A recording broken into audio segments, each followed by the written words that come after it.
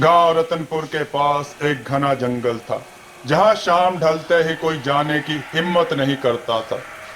कहते थे कि वहां एक भयानक चुड़ैल रहती थी, जो रात में निकलती और अकेले यात्रियों को गायब कर देती। लेकिन गांव का वीरू इन कहानियों पर यकीन नहीं करता था। एक दिन वीरू को अपने चाचा के गांव जाना था और जंगल का रास्ता सबसे छोटा था। गांव वालों ने उसे चेतावनी दी, वीरू, रात होने से पहले वापस आ जाना। लेकिन वीरू हंसकर बोला, चुड़ैल वुड़ैल कुछ नहीं होती।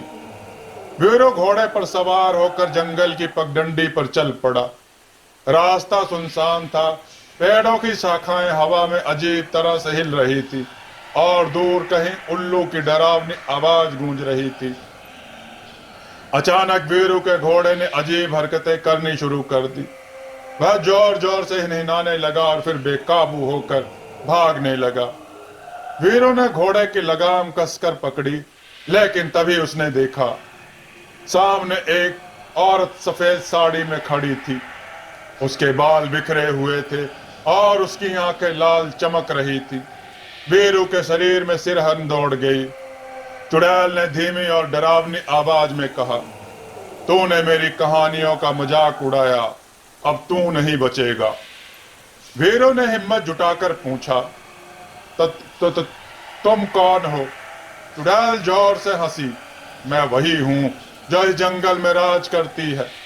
तभी उसने अपना मुख खोला और उसके दांत नुकीले और लंबे निकल आए।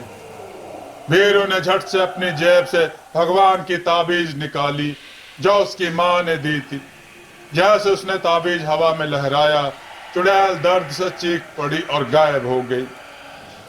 वीरू ने घोड़े को दौड़ाया और पूरी ताकत से गांव की ओर भागा। जब वह गांव पहुंचा तो लोगों ने देखा कि वह पसीने से तरबतर था। वह हांफते हुए बोला, चुड़ैल सच में थी, लेकिन मां की दी हुई ताबीज ने मुझे बचा लिया। उस रात के बाद गांव वालों ने जंगल में तांत्रिक को बुलाकर पूजा करवाई।